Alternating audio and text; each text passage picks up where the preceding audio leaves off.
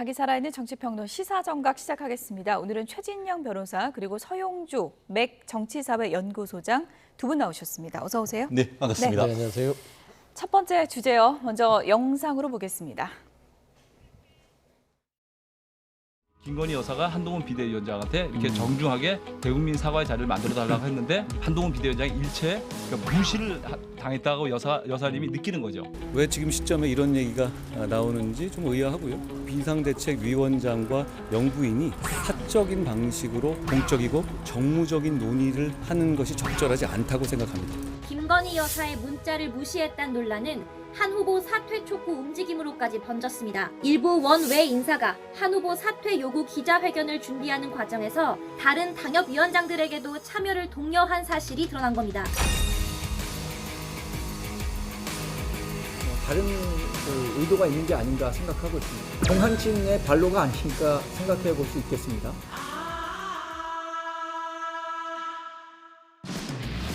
진짜 연판장 사태의 주동자였던 사람들이 프레임을 짠다는 거 매우 감동이고요.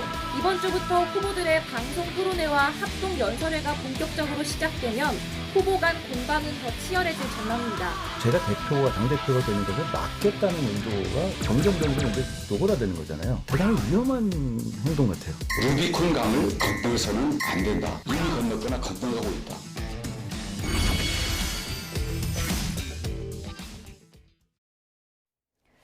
네, 김건희 여사 문자 논란이 연판장 사태로까지 불거졌습니다. 지금 상황은 연판장 미수 사태 이렇게 봐야 됩니까? 그렇죠. 그러니까 연판장 미수 사태, 연판장 안 쓰니만 못한 사태죠.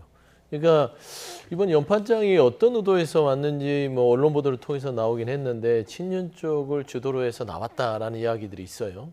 근데 이 연판장이 예전에 이제 38 전당대회죠. 김기현 대표를 사위했던 부분을 용산에서 개입해서 1위로 만드는 과정에서 나경원 후보를 말하자면 무릎 꿇히기 위한 하나의 방법으로 쓰였던 정치권에서는 굉장히 좀 강력한 압박이 될 수 있어요. 그런데 한동훈 후보는 정치 경력도 없을 뿐더러 대응 자체가 해볼 테면 해봐라. 그러니까 자신만만한 것이고 결국에는 이 연판장 사태의 결론은 결국에 힘의 균형이 어디 있는지를 보여줘 버렸습니다. 원외위원장들이 연판장을 쓰려고 하는데 그 세가 용산과 한동훈 원장을 왔다 갔다 봤을 때 이런 잘못 연판장 썼다가 나중에 한동훈 후보가 대표가 되면 우리는 어떻게 하지? 이게 힘의 균형을 읽은 거죠. 연판장이 거기 이제 이름이 다 있는 거잖아요. 그렇죠. 그러니까 결국에는 거기에 서명을 해서 나중에 한동훈 후보가 대표가 되면 그 자체가 말하자면 살생부가 될 수 있잖아요. 그렇기 때문에 이 연판장 사태의 미수의 가장 큰 결론은 이번 전당대회의 힘의 균형은 용산이 아니라 한동훈 후보에게 있다는 것을 증명한 꼴이 돼서 결국엔 친윤그룹이나 용산이 있든 어떻든 이 연판장을 주도했던 세력은 면을 구기게 됐다. 그렇게 보시면 맞을 것 같습니다. 그래서 미수 사태에 그렇습니다. 그치게 됐다. 한동훈 후보가 바로 SNS 글을 올렸습니다. 여론 나쁘다고 놀라서 연판장 취소하지 말고 그냥 해라. 이렇게 올렸거든요. 당심과 민심이 보기에 이번 사태 나 자신 있다. 이런 의미일까요? 어떻게 보십니까? 어대한. 어차피 대표는 한동훈이다라는 것에 대한 자신감의 발로다라고 얘기할 수 있을 것 같은데요. 원희룡 후보 측에서 그 단어를 좀 싫어해서. 죄송합니다. 근데 지금 일반적으로 저희가 쉽게 설명하기 위해서 그렇게 표현을 하는 것인데 결국 지난 38 전당대회와 이번 7.23 전당대회의 어떤 정치적 성격이 사뭇 다르다라는 것을 미루어 짐작할 수 있는 부분 아니겠습니까? 아까 조 대표님도 말씀하셨지만 그 당시 작년 3월 달 같은 경우에 제1연판장 사태가 벌어지니까 한마디로 초선 의원들 한 50여 명이 나경원 후보의 어떤 출마를 반대하는 취지가 하니까 나경원 후보는 어땠습니까? 알겠습니다 하고 꼬리를 내렸다는 그런 상황인데 지금은 한동훈 전 비대위원장 같은 경우에는 할 테면 해라라고 얘기할 수 있는 것은 그만큼 국민의힘의 힘 그리고 또 더불어서 20% 있는 이 당 외에서 어떻게 보면 국민의힘의 중도층 지지세가 확고하다라고 본인이 믿는 것이고 실제로 그와 같은 할 테면 해봐라 했는데 하지를 못했다는 것 아니겠습니까? 그렇다고 하면은 사퇴 기자회견도 취소된 거죠. 그렇죠. 기자회견도 못하고 실제 그와 같은 것을 하지 못했다는 것은 그만큼 이번 전당대회 자체가 국민들이 이번 전당대회가 당 대표를 단순한 당 대표를 뽑는 것을 넘어서 차기 대선 후보를 선정한다는 그런 어떤 성격을 상당히 어떻게 사람이 공감하면서 여러 후보가 있지만 여전히 한동훈 전 비대위원장에 대한 어떤 정치적 미래에 대한 어떤 국민 투표적 성격 그런 부분을 생각하는 흐름을 한동훈 비대위원장을 읽었는 것이 아닌가 그렇게 저는 해석을 합니다. 이런 연판장 사태 또 사퇴 기자회견 누가 이거를 주도했느냐. 지금 뭐 박종진 선관위원이 거론되고 결국 선관위원회에서 물러났다고 네. 하는데 이런 선관위원회 그 지위로서 이런 일을 해도 되느냐 좀 비판이 큰 것 같아요. 뭐 선관위원회 지위로서 하면 안 되는 게 당연한 거죠. 그러니까 이게 뭐 여야 막론하고요. 선관위는 중립의 의무를 지켜야 되지 않겠습니까? 그런데 뭐 별로 그렇게 새삼스럽지도 않아요. 그러니까 자꾸 이 김기현 대표 체제 당시 그 전당대회를 떠올리게 될 수밖에 없는 게 용산에서 노골적으로 전당대회 개입하는데 따지고 보면 그 당의 선관위원 정도가 개입하는 게 대수입니까? 뭐 대통령도 개입하는데 선관위원 정도 하는 것들은 당연히 오더를 받고 하는 것이고 그 위에는 또 다른 부분이 있겠죠. 친윤그룹 중에 그 누군가가 어떤 의도를 가지고 한동훈 후보에 대해서 어깃장을 놓겠다는 심정으로 여러 가지 전략을 세워서 덤볐다는 측면에서는 지금 이 공격이 막 먹히지 않을 때 저는 아쉬운 게 원희룡 후보가 자꾸 어대한 이런 거 싫어하고 단어에 집착하지 말고 좀 제대로 된 공격을 했으면 좋겠어요.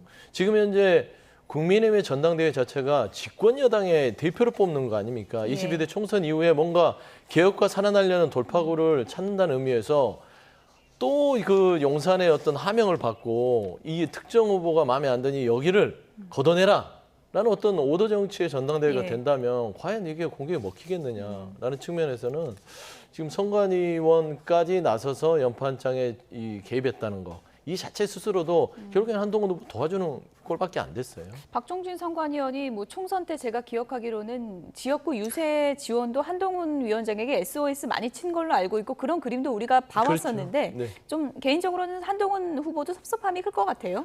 뭐 섭섭함도 크지만 친윤그룹으로 됐던 분들도 한동훈 후보 캠프에 많이 가 있는 걸로 알고 있고요. 결국에는 줄을 잘못 선 거죠.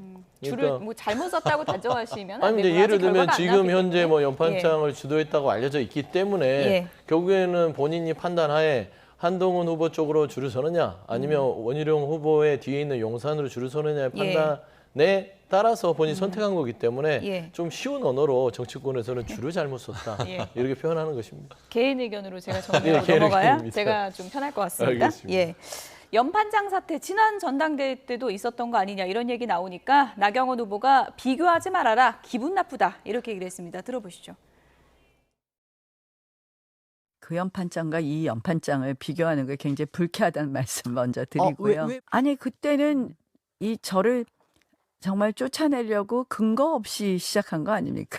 아니 그때 뭐 서명하고 다 하셨던 뭐 연판장 원문을 주도해서 작성했다는 분 뭐 이런 분들 한 캠프에 가 계신데 연판장 얘기하시니까 참 제가 할 말이 없습니다. 배현진 의원, 장동혁 의원 이런 분들이 혹시 그때 서명했던가요?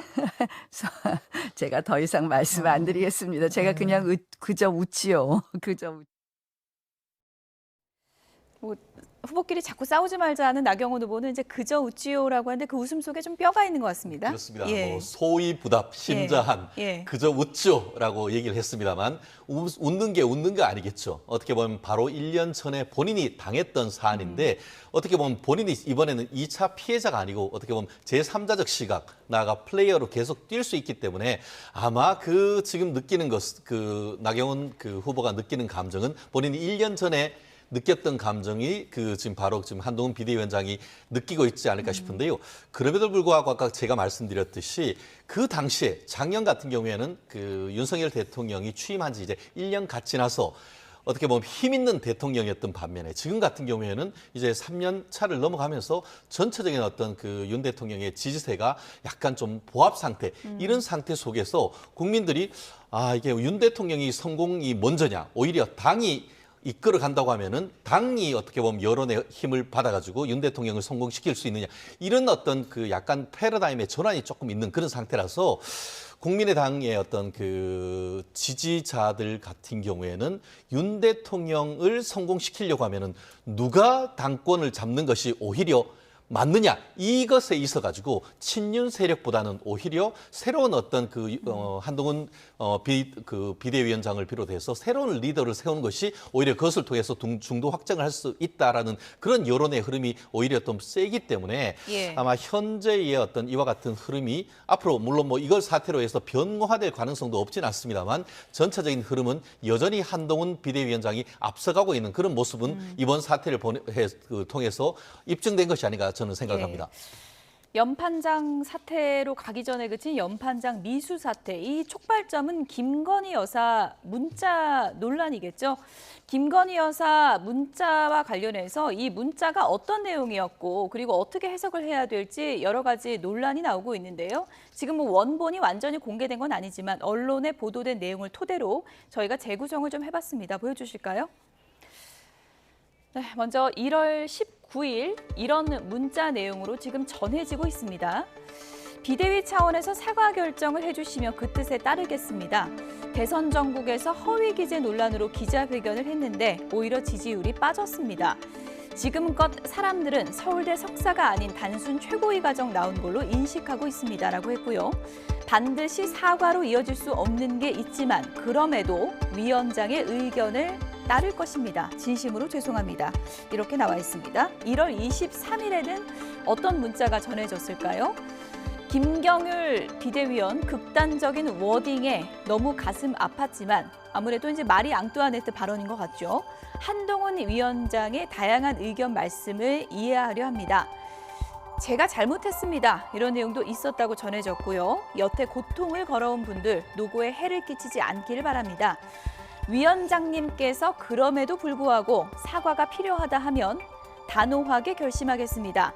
다시 한번 사과드립니다. 이런 내용인데요. 지금 마지막에 위원장님께서 그럼에도 불구하고 이 내용은 한동훈 후보 측에서 있었다고 주장하는 내용이고 그래서 저희가 좀 색깔을 달리해서 넣었습니다.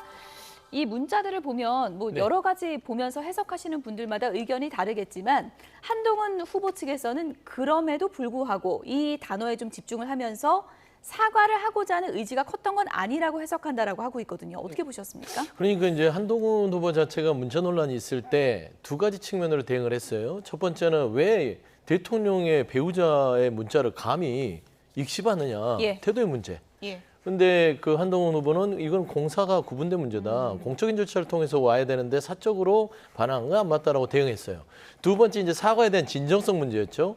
김건희 여사가 사과를 하려고 했는데 왜 그 사과를 받아들이지 않아서의 총선에서의 득점 포인트를 잃었냐. 예. 거기에 대한 책임에서 본인이 봤을 때는 사과의 진정성이 없었다. 사과하려고 하는 게 아니었다라는 게 지금 맥락에서 나온 5가지의 추가 목록입니다. 그거 봤을 때 저도 봤을 때는 사과를 하려고 한 게 맞냐라는 이 의구심이 생겨요.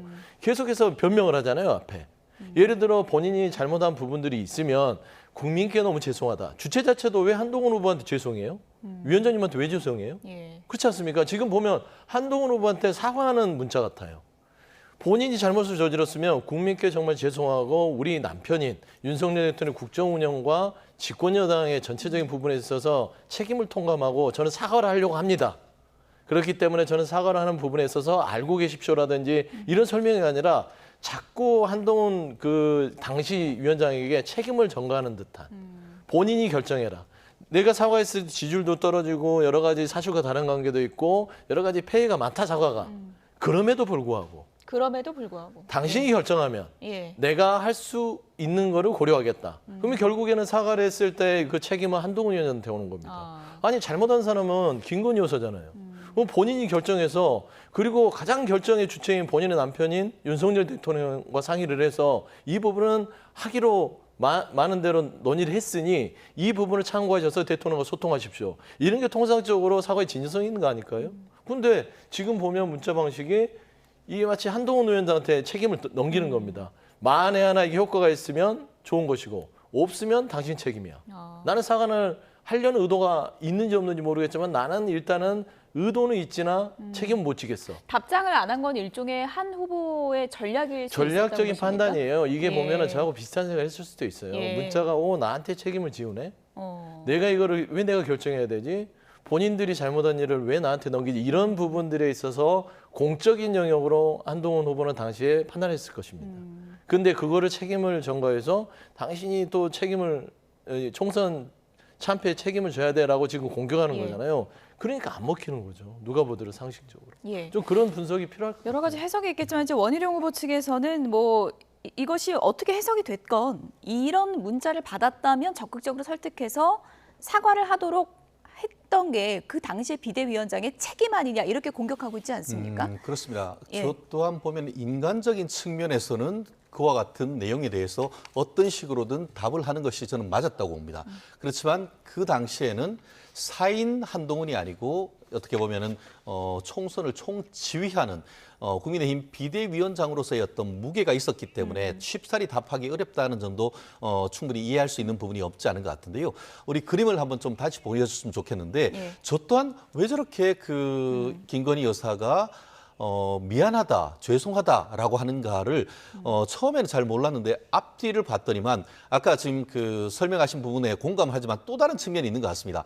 여기에서 한동훈 비대위원장님한테 다시 한번 사과드립니다라고 하는 그 취지는 뭐냐면은 제가 읽는 취지는 예. 그 당시 한동훈 비대위원장을 비롯해서 후보들이 얼마나 어떻게 보면은 그 총선의 승리를 위해서 열심히 뛰었습니까? 그런데 이 김건희 여사의 그런 그 이른바 명품 파우치의 문제로 인해서 지지율이 답보하고 그런 부분에 대해서 정말 열심히 뛰고 있는 한동훈 비대위원장한테 미안합니다 하는 그런 마음이 좀 읽히는 예. 것 같거든요. 예. 그렇기 때문에 왜 국민들한테 사과하면 되는 것이지 왜 한동훈에게 사과를 하느냐라는 것은 말씀드렸듯이 정말 한동훈 비대위원장이 열심히 뛰는 모습, 내가 어떻게 보면은 그 예전부터 형수님하고 하는 그런 상황 속에서 예. 내가 정말 미안하다라는 그런 어떤 맥락으로도 충분히 읽히는 것 같습니다. 선거를 이끄는데 도움을 주지 못했다. 그렇죠. 그런 점에 예. 대해서 미안하는 것이고 다만 이제 그렇기 때문에 그렇다면은 어떻게 보면 개인적인 측면에서 비대위원장께서 이렇게 결정을 해주신다고 하면은 제가 무슨 일이라도 사과보다 더한 것을 하겠습니다라는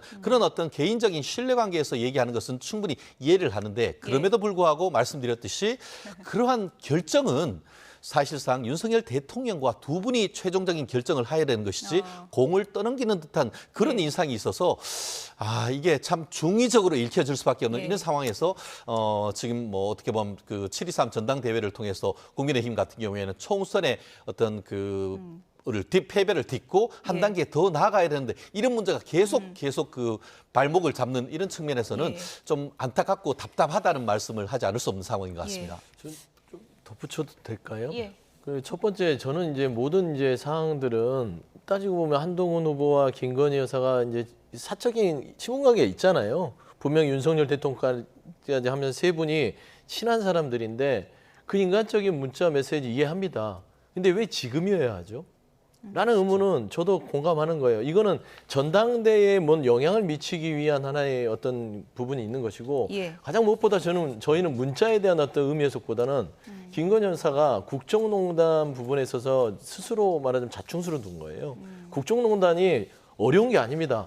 선출되지 않는 사람이 국정에 개입하면 그게 국정농단의 시발점이 되는 거거든요. 저희가 그 얘기는 잠시 뒤에 또 다시 한번 짚어볼 테니까요. 그 부분은 그런 부분들도 여기서 좀 이제 집중을 짧게 해야 듣고요. 된다. 그렇게 생각합니다. 어쨌든 지금 두 분이 잘 해석을 해주셨는데 이게 이제 유출한 게 문제냐 아니면 문자를 무시한 게 더 문제냐 이런저런 의견이 있는 것 같습니다. 오늘 아침 김재섭 의원은 언론 인터뷰에서 이른바 익십 논란에 대해서 이렇게 얘기를 했습니다. 들어보시죠. 정말 문자를 읽고 시원에 소위 말해 익십을 했느냐? 저는 아니라고 봐요 일단은. 왜냐하면 첫 번째로는 한동훈 당시 위원장이 그 대통령실을 향해서 국민의 눈높이에 맞게 처신을 해야 된다라는 이야기를 했었죠. 사실상의 사과 요구라고 봐야 될 겁니다. 사과라는 표현만 쓰지 않았지만은 그리고 나서 실제로 당내에서 이 사과를 해야 되느냐 마야 되느냐에 대한 논의를 했다라는 것 같거든요. 그럼 적어도 이 문자에 대해서 사적으로 문자를 하더라도 공식적인 대응을 한 건 맞아요. 그러면 그걸 씹었다고 보기에는 좀 뭐하죠? 답을 안 했다고 보면 뭐 그럴 수 있지만 그리고 그 다음에 제가 들었던 생각은 설령 거기에 대해서 대답을 안 했다 하더라도 그게 왜 문제입니까? 예를 들면 뭐 기분이 나쁠 수 있죠 당사자가. 근데 예를 들면 뭐 여사가 보낸 문자가 임금님의 교서는 아니잖아요. 네, 임금님의 교서는 아니지 않냐. 문자에 답은 하지 않았지만 사과가 필요하냐라는 그 질문에는 충분히 공적으로 답변을 한 것이기 때문에 그것에 대한 선택은 김건희 여사가 하는 것이다라는 의견인 것 같거든요. 어떻게 보셨어요? 그렇습니다. 지금 한동훈 비대위원장도 이 문제가 처음에 불거졌을 때 바로 얘기를 했는 것이 공적인 사안에 대해서 사적인 것으로 논의하는 것이 부적절하다고 했기 때문에 직접 답하지 않았다. 이렇게 대답을 한 것 아니겠습니까?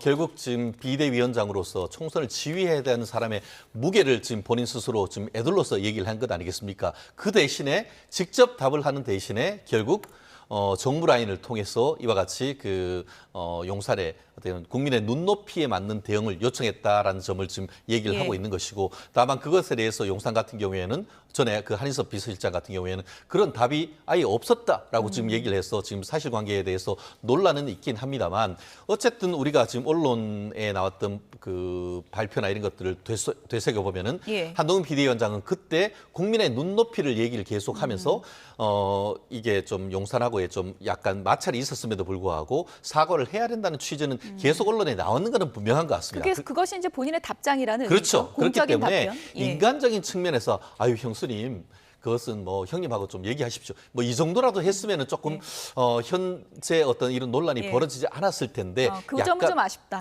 그런 점에서 그런 점에 있어서 어떻게 보면은 윤석열 대통령이 지난번에 박절하게 했다는 말씀을 그렇게 해석하는 점도 없지는 않습니다. 하지만 한동훈 전 비대위원 입장에서는 그렇게 하는 것이 최선이었다라고 판단한 것이고, 그에 대한 판단에 대한 정치적 책임은 본인 스스로 감수하는 것일 뿐인 것이죠.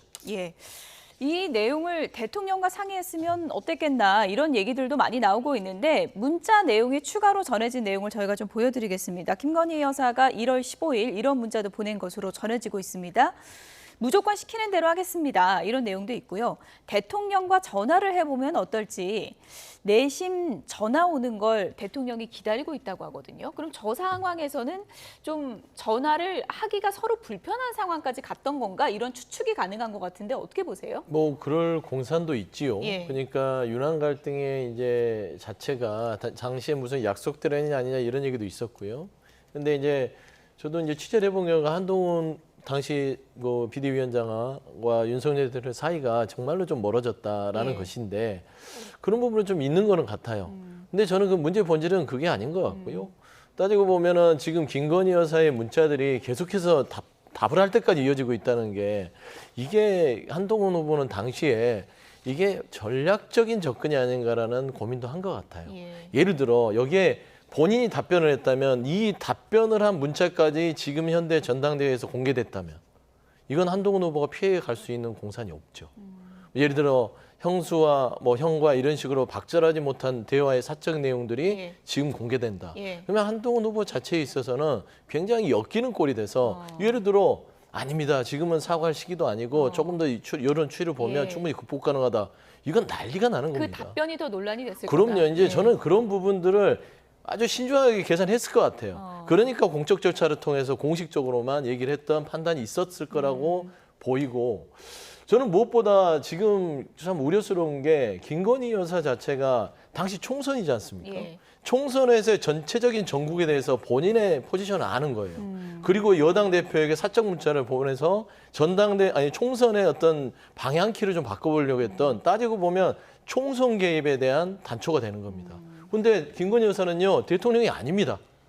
돼서도 안 되고 대통령의 직을 수행하는 것처럼 해서도 안 됩니다. 그럼에도 불구하고 총선 개입을 했고, 이 문자를 가지고 지금 당무, 전대 개입했기 때문에 당무에 개입한 겁니다. 그래서 총선과 당무 이 두 가지를 김건희 여사가 모두 다 고려하면서 지금 국정에 개입했다는 부분, 이거는 국정농단에 준할 수 있는 어떤 사안이기 때문에 이 문자 부분을 떠나서 야당과 정치권에서 김건희 여사는 국정농단에 대한 책임 물을 수 있다. 저는 그런 부분들이 가장 우려스럽다고 지금 봅니다. 말씀해 주신 부분이 야권의 시각입니다. 이것이 당무 개입, 국정농단 이런 단어로까지 갈 수 있느냐, 지금 후보들 간의 공방도 벌어지고 있는데요. 한동훈 후보와 원희룡 후보, 당무 개입 여부에 대해서는 어떤 의견인지 듣고 오겠습니다. 저는 대단히 위험한 행동 같아요. 왜냐하면 이거는 당무잖아요. 당무고 그리고 전당대회고, 이 상황에서 그런 개입 논란이 불러졌을 때 우리 당과 우리 집권 여당과 정부에 도움이 될까요? 이것을 당무 개입이라는 것은요, 이 박근혜 대통령 때에 탄핵 및 30년 구형이 됐던 그 죄목에서 우리가 봤던 내용입니다. 만약 이걸 당무 개입 공방으로 끌고 들어갔을 때 당과 대통령실과의 관계가 설사 만약에 당대표가 된들 이걸 어떻게 이걸 회복할 수 있겠습니까? 네, 당무 개입 아니냐라는 한동훈 후보 측 의견에 대해서 원희룡 후보가 이거 굉장히 위험한 발상이다라고 공세를 펼쳤는데요. 어떤 개념이 더 맞는 겁니까? 두 개를 좀 나눠봐야 될 것 같습니다. 무슨 말씀이냐? 지난 총선 과정에서 김건희 여사께서 한동훈 비대위원장에게 문자를 보낸 행위와 이번에 이와 같은 7월 달 전당대회 직전에 이것이 공개된 것은 두 개를 좀 나눠봐야 될 것 같은데요. 예. 지난 1월 달에 이제 이와 같은 대화를 보냈는 내용이 무슨 당무 개입이다. 이건 언어 도단이고 침소봉대다라고 얘기할 수밖에 없죠. 예. 왜냐하면은 그 당시 김건희 여사는 본인이 어쨌든 명품 파우치를 받은 당사자고 실질적으로 그 이슈가 총선에서 상당히 큰 이슈가 돼 있는 상황이기 때문에 어떻게든 본인으로 인해 가지고 지지율이 답보 상태에 있는 그 상황에서 한동훈 비대위원장에 미안하다라고 보냈던 그런 내용인 것이고 그것을 어떻게 보면은 그 상황 속에서 어떤 식으로든 해서 이제 본인의 어떤 사과나 이걸 통해 가지고 본인의 어떤 역할을 할 수 있는 것을 하겠다는 성의를 보낸 이거를 가지고 뭐 지금 국정농단이나 이렇게 얘기하는 것 자체가 침소봉대에 어떻게 보면 말이 안 된다는 것이고 다만 지금 같은 경우에는 당내 경선 과정에서 윤심이 어디 있는지가 어떻게 보면은 이 당 대표를 결정할 수 있는 상당히 중요한 요소인데 예. 그런데 개인적인 사적 대화 내용이 공개되었다? 이것이 공개된 것인지 의도적으로 공개한 것인지 여부는 사실상 오늘 조선일보 사설에서 본 것처럼 지금 윤석열 대통령 용산 같은 경우에는 전혀 당무에 개입하지 않는다라고 선을 끊고 있지만 국민들 입장에서 제3자적 시각에서 정말이냐라는 의문을 제기할 수밖에 없는 그런 상황이 된 것은 사실이죠. 그렇기 네. 때문에 이 상황 속에서 앞으로도 지속적으로 정말 윤석열 대통령과 용산에서 발표하는 것처럼 당무에는 개입하지 않는다라는 메시지를 확실히 넘기고 이 사안도 어떻게 보면은 지금 논란을 키우는 것이 아니고 앞으로는 정말 이제 다가오는 이제 TV 토론회도 있고 한데 남이 돼서는 안 되는 이유를 얘기할 것이 아니고 왜 내가 되어야 되는 그런 비전을 설정하는 식으로 해서 이번을 계기로 해서 이 전당대회의 방향을 바꾸는 계기를 삼아야 되는 것이지 이 사안을 계속 당무 개입이니 아니네 하는 식으로 해서 민주당의 프레임에 끌려가서는 안 된다 저는 얘기를 합니다. 예, 지금 뭐 문자 논란뿐만이 아닙니다. 지금 후보들 간의 진흙탕 공방으로 가는 것 아니냐 이런 우려가 나오고 있는데요. 다음 주제어 보고 오겠습니다.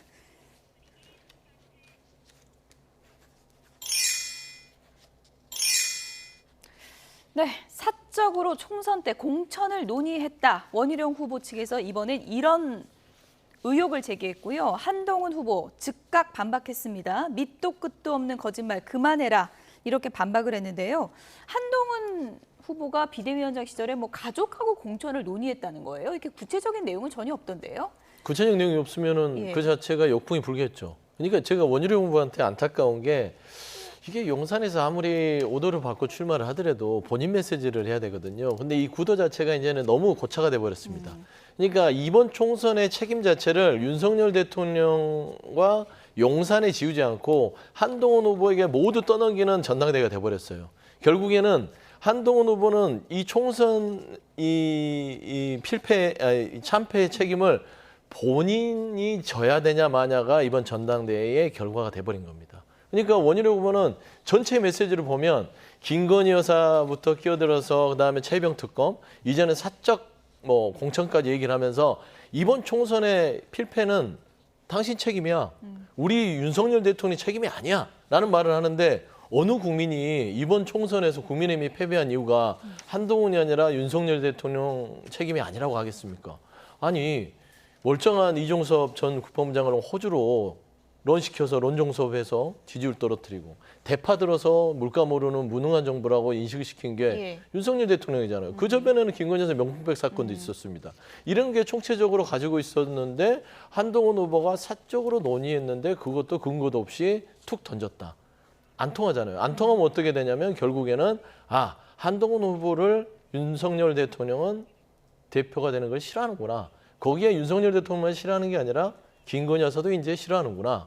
대통령 부부가 한동훈 후보를 낙마시키고 싶어 하는구나. 라는 이런 부분들 때문에 동정론만 더 쌓여가는 거다라는 예. 측면에서는 좀 아쉬움이 큰 공격 포인트입니다. 이른바 뭐 사적 공천 의혹, 원희룡 후보 측에서 뭐 구체적인 내용을 추가로 이제 공개를 하겠다고 했으니까 이 내용은 저희가 좀 차분히 지켜봐야 될 시점인 것 같고, 이런 내용들을 계속해서 흘리는 것이 한동훈 후보 측의 총선 참패에 책임이 있다. 이런 프레임을 아무래도 좀 가속화하려는 걸로 보이죠. 결국 선거 전략으로서는 이른바 네거티브 전략 아니겠습니까? 예. 보통 선거에 있어서 앞서가는 사람들 같은 경우에는 자기 메시지를 계속 내고 쫓아가는 입장 같은 경우에는 자기 메시지와 함께 네거티브 전략을 아주 강하게 드라이브를 거는데 당 외에 총선이면 모르겠는데 당 내에서 이와 같은 그 당내 어떻게 보면 대표를 정하는 과정에서 이런 네거티브 전략이 과연 적절한지에 대해서는 국민의 한 사람으로서 상당히 부정적으로밖에 볼 수 없는 그런 상황인 것이고 예. 어떤 네거티브를 한다 하더라도 구체적인 증거를 가지고 제시를 해야 되는데 어떻게 보면 애드원론을 띄우고 그것을 보다가 아니면 말고 이런 식으로 가는 것은 정말 좀 지양해야 되는 그런 부분인데 지금 예. 말씀하신 것처럼 원희룡 지금 후보님 같은 경우에도 여러 가지 얘기를 하고 있습니다만 구체적인 증거를 드러내지 못하고 나중에 하겠다? 지나고 나면은 무슨 관심이 있습니까? 그렇기 때문에 네거티브를 한다고 하면은 그것이 사건의 실제적 진실이 있는지 여부를 확인한 다음에 예. 이렇게 얘기를 해야지 안 그러면 거꾸로 이 부분이 법정까지도 갈 수 있는 부분이기 때문에 이 원희룡 캠프에서는 내부적으로 조금 더 메시지 전략을 좀 다듬어야 될 필요성이 있는 것이 아닌가 저는 그렇게 봅니다. 예. 어쨌든 이번 주에 뭐 TV 토론이 이제 줄줄이 예정이 돼 있기 때문에 또 중요한 분기점이 될 것 같고요. 이번에 민주당 얘기 짧게 해보도록 하겠습니다. 마지막 주제 보여주시죠.